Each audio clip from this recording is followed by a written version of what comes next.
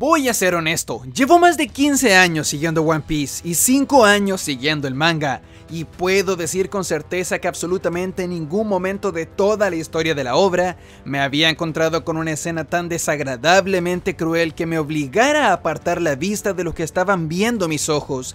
Es por esa razón que cuando digo que Oda se pasó en el título de este video, no bromeo. En este capítulo seremos testigos de la hazaña de poder más grande que hemos visto en todo One Piece hasta ahora, donde un niño que hace 2 minutos era un feto demuestra ser más fuerte que el 80% de los piratas y marines en el mundo apenas al nacer. Y también seremos testigos de que si bien a Oda le encanta escribir buenos y amorosos padres, en esta edición veremos el lado más retorcido y cruel de la mente del autor, demostrando que es capaz de escribir un villano nuevo y hacer que en tan solo 3 páginas lo detestemos tanto como otros que llevan cientos de capítulos con nosotros. El capítulo de esta semana es titulado El nacimiento de Loki. La última vez que tuvimos un capítulo con un título parecido a este fue durante el flashback de Kuma con el nacimiento de Bonnie, y mientras que tenía claro que en este capítulo sí o sí íbamos a ver el momento del nacimiento de este muchacho, absolutamente nada me preparó para lo que estaba a punto de encontrarme en las últimas páginas de este capítulo.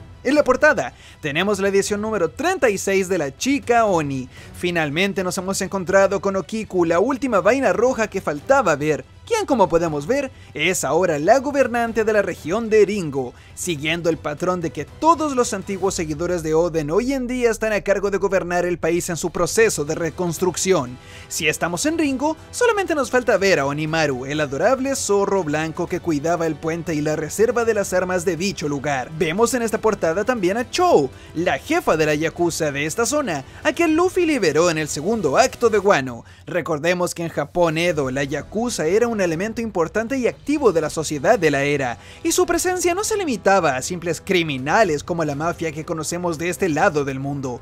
Es por eso que los antiguos jefes de la Yakuza han vuelto a sus respectivas zonas, incluso luego de que el país volvió a ser un lugar pacífico. En una viñeta de este capítulo a Harald lo llaman Bo-chan, lo cual se parece mucho a Bon-chan, lo cual confirma a su vez que está confirmado que lo veremos en el próximo capítulo, luego de 484 semanas desde su última aparición. Habiendo cubierto el título y portada, ¡vamos con el capítulo! Comenzamos con el narrador contándonos un poco acerca de la vida del antiguo rey del país de los gigantes.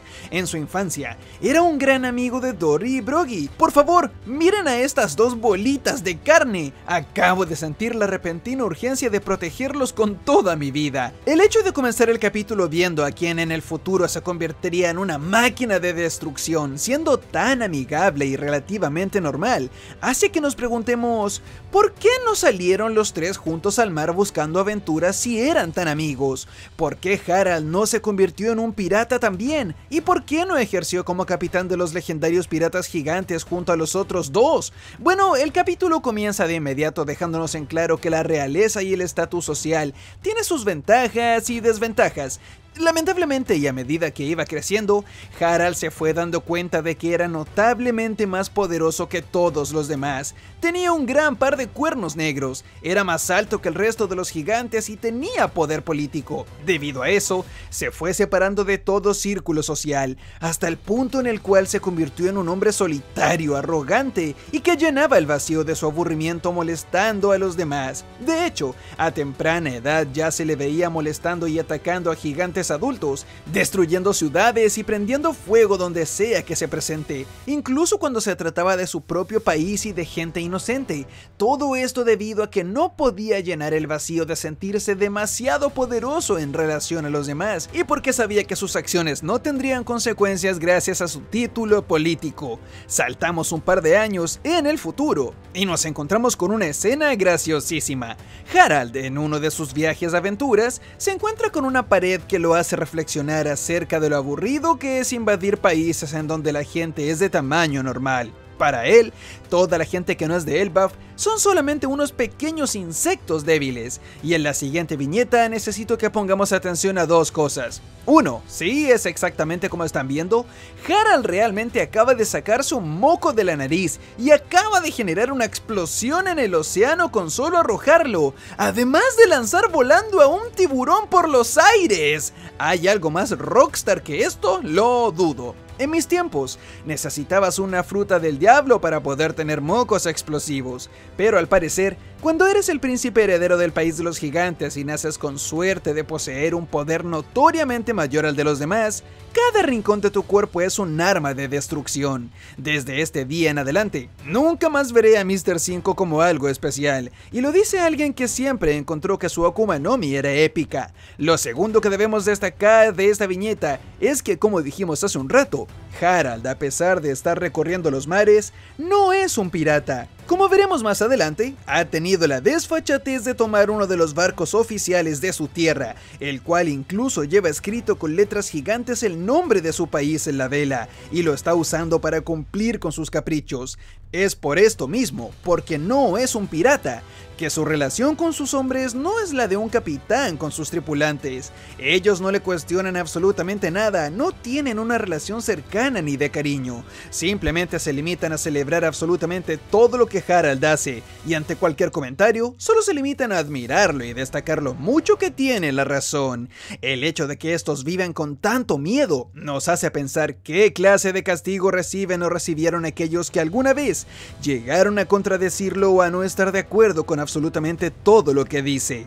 No lo llaman capitán ni nada por el estilo, sino que Bo-chan, lo cual se traduce a joven amo, un título reservado para la realeza, dejando más en claro aún que esta no es una tripulación ni un grupo de gente que se lleve bien entre sí, y es solamente un arrogante miembro de la familia real abusando de su título y haciendo que sus seguidores cumplan con todos sus caprichos. Nos movemos al reino de Bound, una localidad completamente nueva en la obra. Es en este lugar donde nos encontramos un circo de fenómenos. Este tipo de circos, también conocidos como freak show, son un tipo de espectáculo que existió o más o menos existen aún en el mundo real.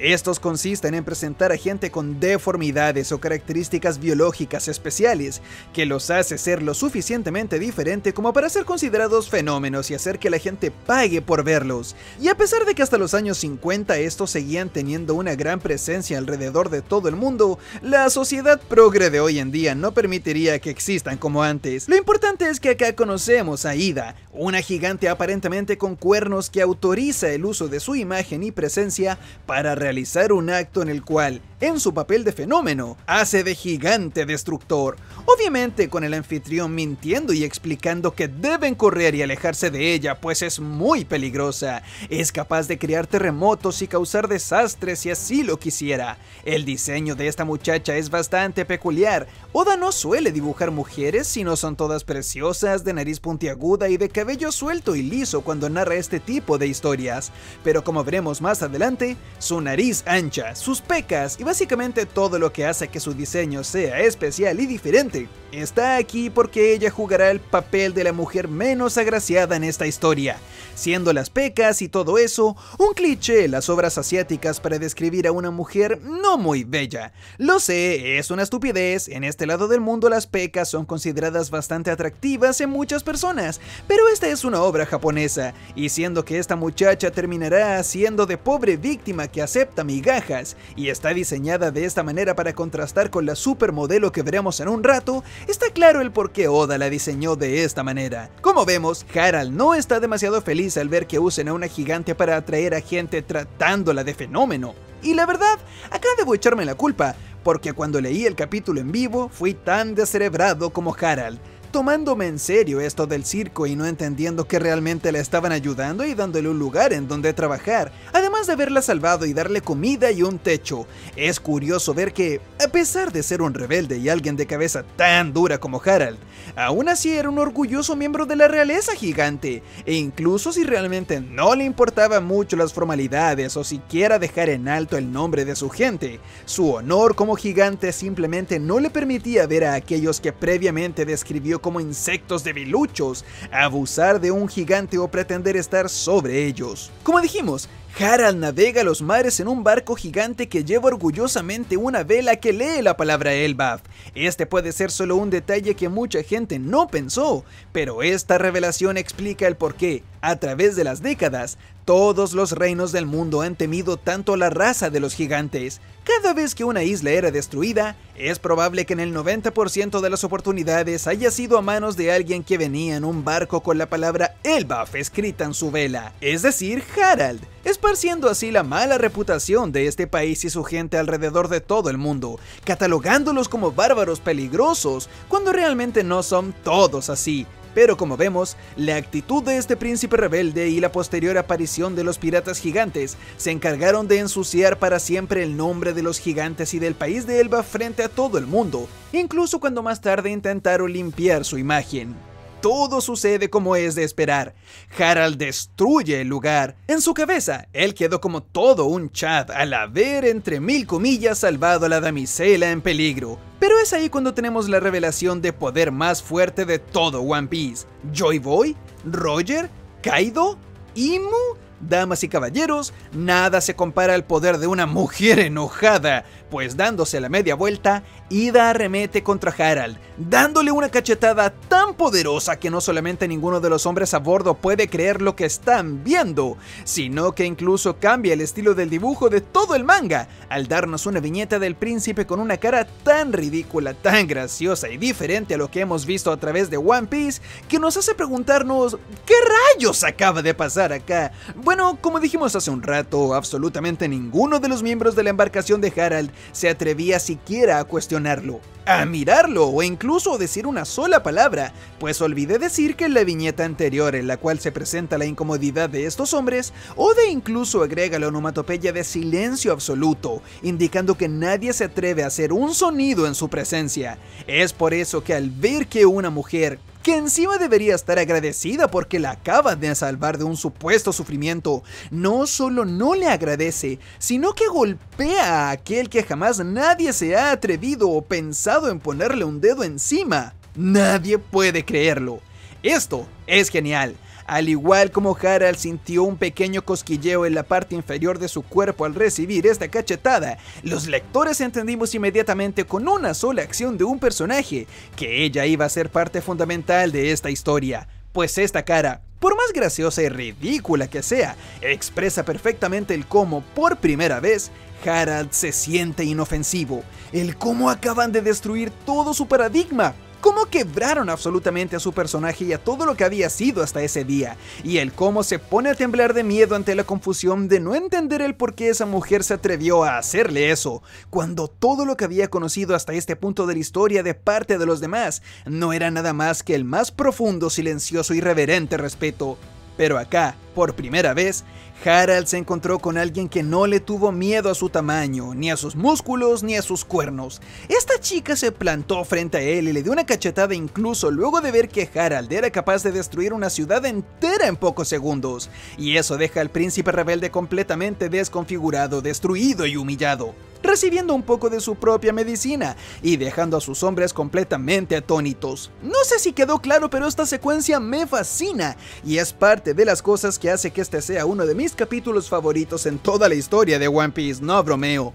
Claro, la cosa no es tan fácil, y Harald intenta voltear una vez la situación reclamando que nadie querría volver a ese lugar y que esa mujer está loca, solo para encontrarnos con la prueba definitiva de que, no importa lo poderoso que este hombre llegue a ser, acaba de caer víctima de la fuerza más grande en el universo de la ficción, la dominancia femenina. Pues con un par de coscorrones y puñetazos, Eda deja completamente fuera de combate a este hombre, aclarándonos que todo era parte de un espectáculo, pues como dijimos hace un rato, ni siquiera sus cuernos eran reales, pues ya no los lleva, y los ocupaba para cumplir con los rumores y el concepto que la gente del mundo tenía sobre los gigantes, y así representar una caricatura más monstruosa aún frente a la gente, que pagaba para ver un fenómeno en ese espectáculo. Es justo acá donde tenemos la clásica viñeta que Oda agrega en todos los arcos de One Piece, con un personaje gritándonos a la cara el mensaje que quiere comunicar. Muchas veces ha habido gente quejándose de que de vez en cuando Oda peca de no tratar la entrega de sus mensajes con demasiada sutileza,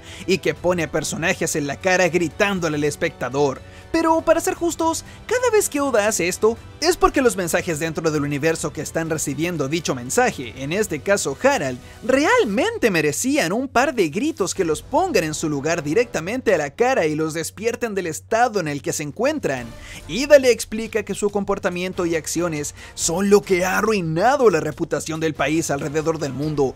Le dice que no solamente por ser más fuerte que los demás y nacer con el privilegio de tener un cuerpo más resistente, se debe hacer mal uso de este y solo usar el poder para abusar del resto. Estas líneas me encantan y posicionan a esta chica como uno de mis personajes favoritos, pues a través de la obra hemos visto a diversos personajes que nacen con la suerte de ser más fuerte que los demás y cada uno de ellos ha terminado usando su ventaja biológica con fines negativos. Tenemos a Kaido, quien tuvo la mala suerte de nacer sin privilegios sociales y siendo una víctima del sistema de su reino, tratado como un arma humana solo por nacer más fuerte que los demás, desembocando en él siendo un tirano. Big Mom también nació con una fuerza notoriamente superior a los demás, y fue la falta de educación y el no haberle nunca fijado límites lo que terminó convirtiéndola en una pequeña gigante malcriada berrinchuda, cuyo poder también terminó utilizando para oprimir a los demás. Por lo tanto, tenemos a Kaido la víctima, Big Mom la caprichosa, y ahora agregamos a otro miembro a la lista de personajes que nacieron con una ventaja biológica y que la usaban para hacer el mal: Harald. Sin embargo, esta vez Oda nos trae un giro a este concepto, y al contrario de los dos emperadores que acabamos de nombrar, Harald tiene la fortuna de encontrarse con la persona correcta, que evita que su historia termine de la peor manera, y lo ubica en el camino del bien, enseñándole que sus poderes y su estatus social no solo sirven para destruir y humillar a los demás, sino que, como vemos, a medida que el príncipe va dejando de lado su orgullo, se da cuenta de lo mucho que se había estado perdiendo a través de todo este tiempo.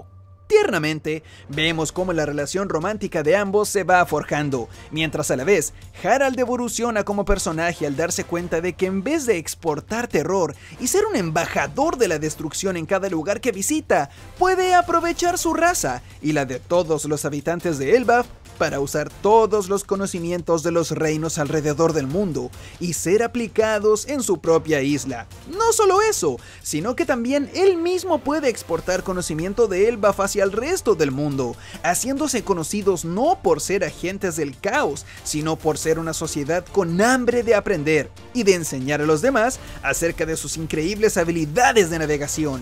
Esto es manga. Este es el tipo de capítulos que me motivan a esperar cada semana para leer mi edición de One Piece. Países ayudándose mutuamente, educándose los unos a los otros, ayudando a cubrir las falencias ajenas para en cambio poder cubrir las propias. Acá vemos un poema al progreso, una maravillosa representación, un mensaje hermoso de parte del autor que nos demuestra cómo el mundo sería un mejor lugar si todos cooperáramos entre todos, si nos ayudáramos mutuamente a superar las dificultades y a compartir nuestro conocimiento, y es a la vez una demostración irónica de que si alguien critica a Oda por no ser muy sutil con los mensajes de su obra, esta secuencia de la evolución de Harald y del mundo entero convirtiéndose en un mejor lugar gracias a los reinos compartiendo su conocimiento, están aquí para demostrar que este hombre tiene fuego en su pluma y que no ha perdido nada de su toque. Estamos literalmente viendo el mejor tipo de expansión de universo. Estamos viendo a los habitantes y el universo de One Piece evolucionar en tiempo real. Por cierto, Harald compartiendo con los demás sus habilidades de navegación es una referencia a las excepcionales y casi surreales habilidades de navegación que los vikingos tenían en la vida real. Es suficiente con decirles que, mientras los españoles llegaron a América luego de varias expediciones fallidas con buques titánicos y altas tecnologías, los vikingos llegaron 500 años antes, abriéndose el paso a través de miles de kilómetros de mar feroz a base de puro conocimiento de navegación y conservación de los alimentos, adelantados siglos a su época. Si gustan, pueden leer el manga de Vinland Saga para ver más detalles sobre esto. El capítulo avanza y finalmente nace Hayreudin. Esto ocurrió hace 81 años en el pasado, pero como las leyes de la física existen, todo lo que sube tiene que bajar, y esta racha de felicidad en la cual el príncipe inmaduro creció hasta convertirse en el más grande embajador de paz y progreso, se da contra una pared que no puede superar.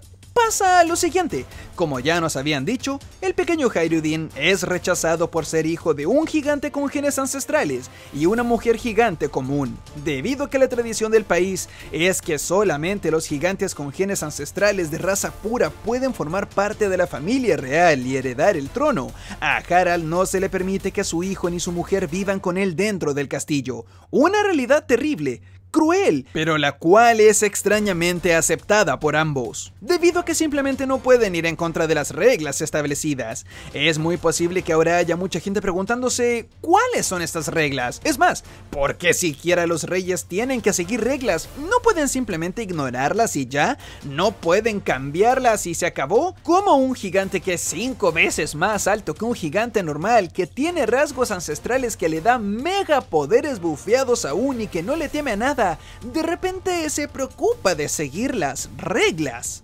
Bueno, la respuesta puede ser bastante fácil y creo que mucha gente está olvidando algo muy importante. Si nos fijamos bien, el consejo de al parecer ancianos que dictó la orden de no aceptar a Ida y a Hayreddin en su familia, en esta pequeña viñeta, son vistos desde un punto de vista inferior.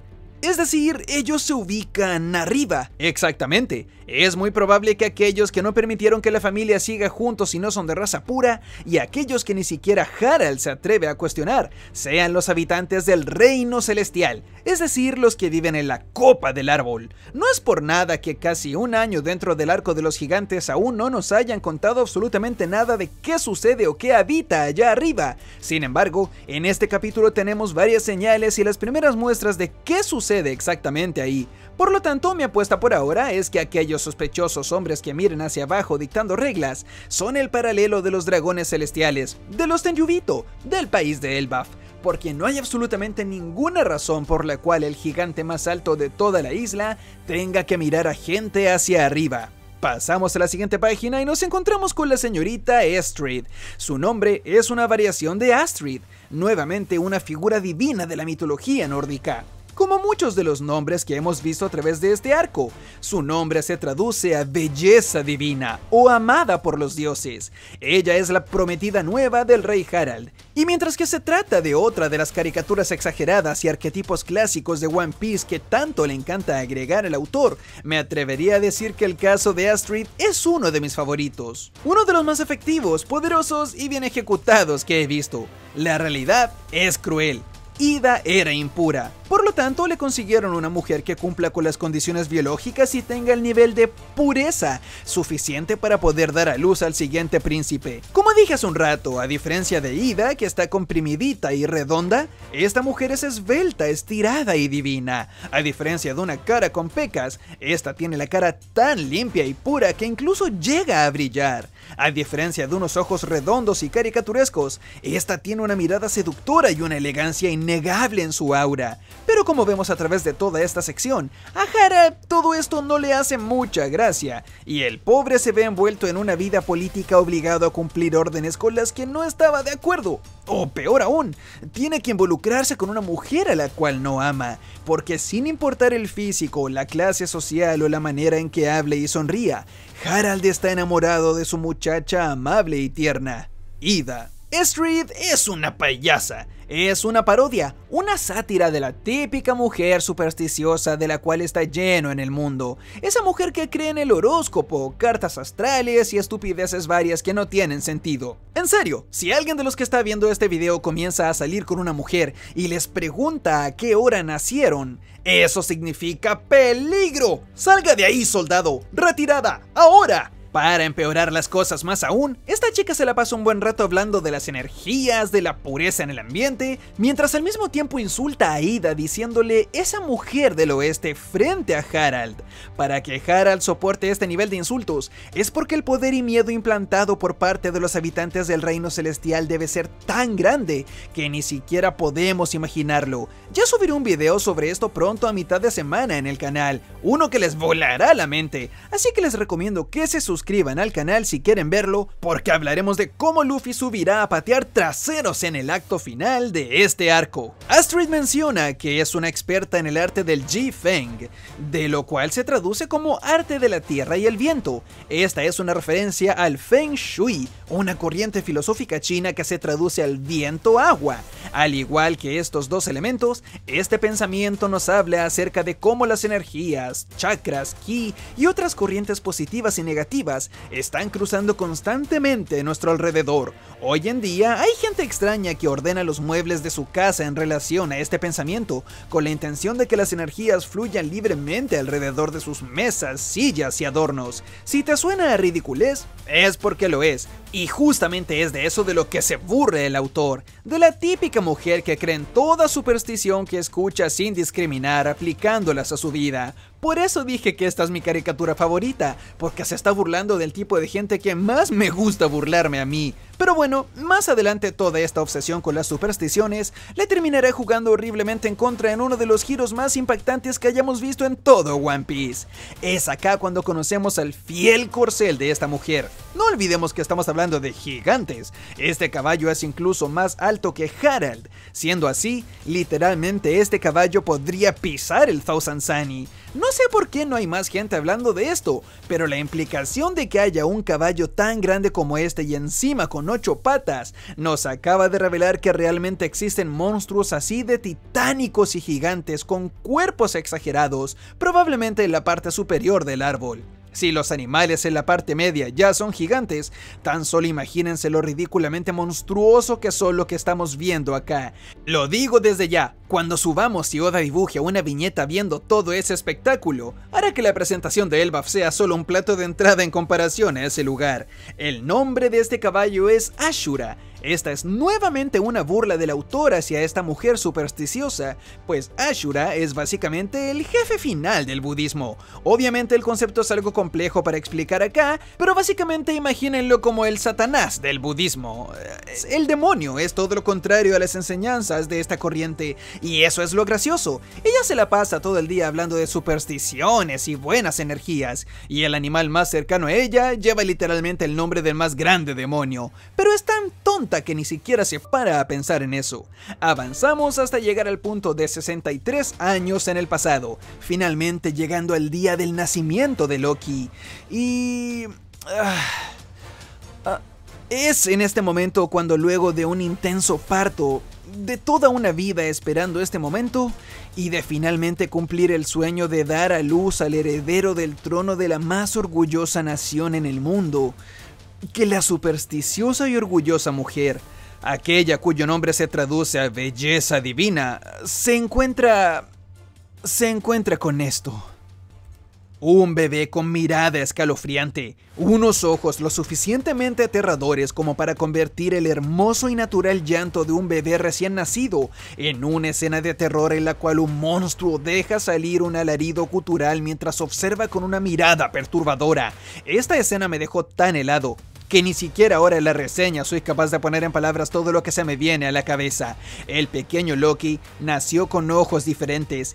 Y a pesar de que en este video no nos pondremos a hablar ni a analizar o teorizar de por qué tiene los ojos así, sí hablaremos acerca de la reacción de su madre y de lo que significa para ella haber dado luz a un niño con esta apariencia, pues toda, absolutamente toda su persona fue destruida al darse cuenta que ese ser que le hizo morir de miedo, ese ser que para su vista es desagradable y terrorífico, había salido desde dentro de su vientre. La ironía es simplemente exquisita. Me fascina como ver cómo el autor fue capaz de hacer que una mujer tan estúpida como ella haya caído presa de su propia obsesión. Absolutamente el mejor castigo que pudo recibir en la vida fue no encontrarse con un demonio, no escapar de uno, no evitar encontrarse con demonios, sino que darse cuenta que ella misma lo creó. Ese es el castigo definitivo. El pequeño Loki estira su mano, intentando llegar a su madre. A la hora del nacimiento de un bebé, el apego es primordial. La madre debe tocar la piel de su hijo para generar un lazo desde este momento.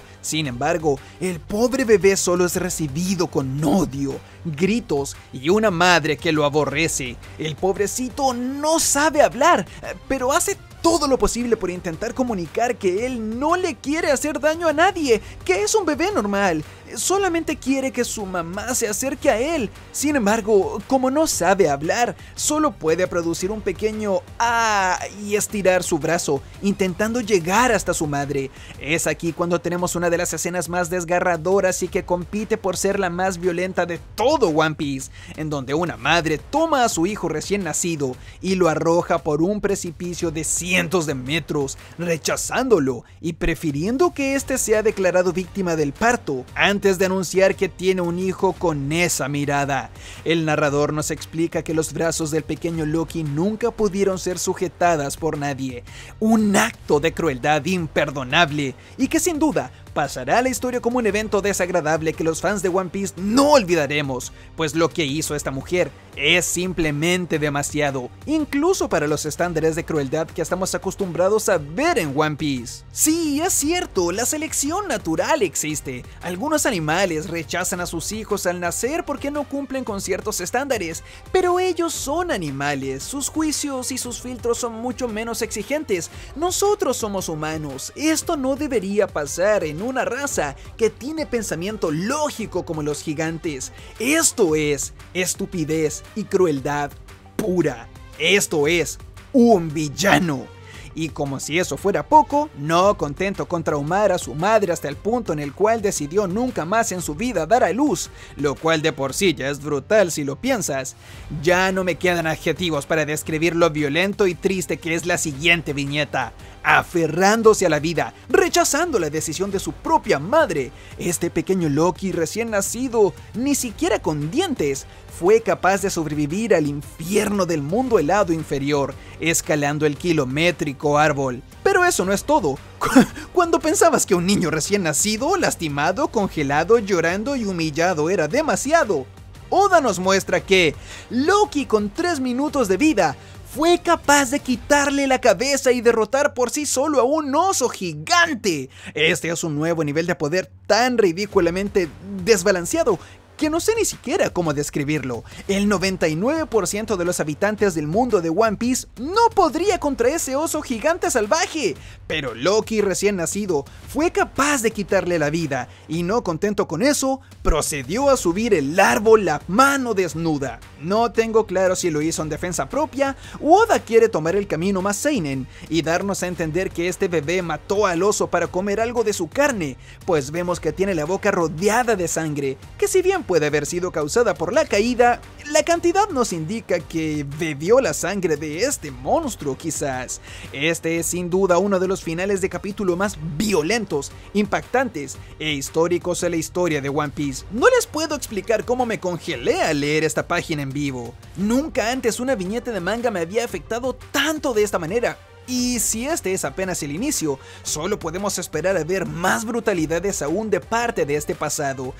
Como dije, si quieren ver mi reacción de todo este capítulo y a esta escena, pueden ir al link en la descripción o en el comentario fijado para ver la reacción y suscríbanse al canal secundario de paso también.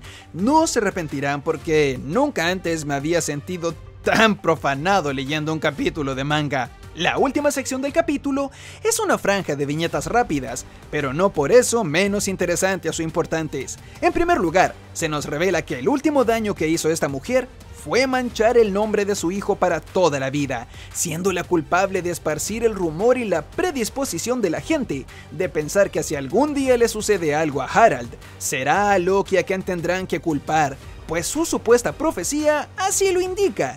En serio, esta mujer loca hizo daño incluso para las futuras generaciones.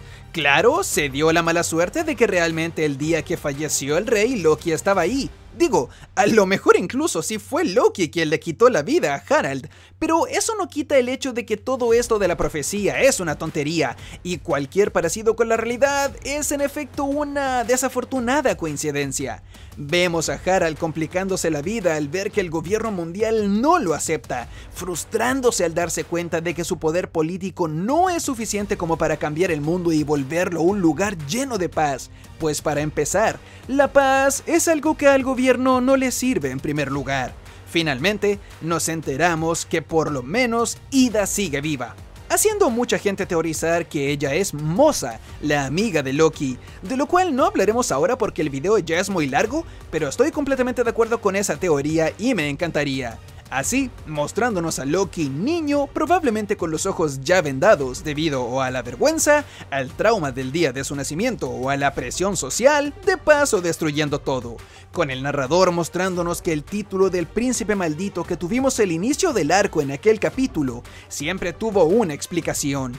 Que Loki no es un mal niño, que solo es el villano de una historia mal contada, la víctima de una sociedad con la predisposición de culparlo a él de todo, y un niño que tampoco ponía de su parte, pues comprensiblemente, la respuesta de Loki a la hostilidad de la gente fue lamentablemente la violencia. Y nos vamos a descanso con uno de mis capítulos favoritos en la historia de One Piece.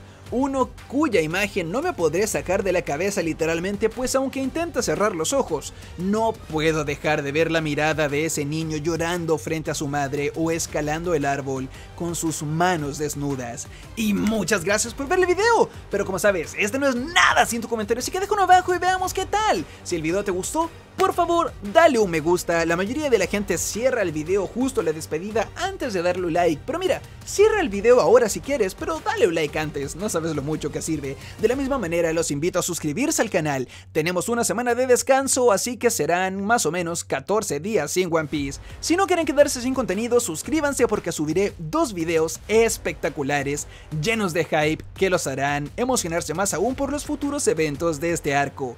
Así que sin nada más que decir, yo soy Gad y nos vemos en los comentarios. ¡Chau!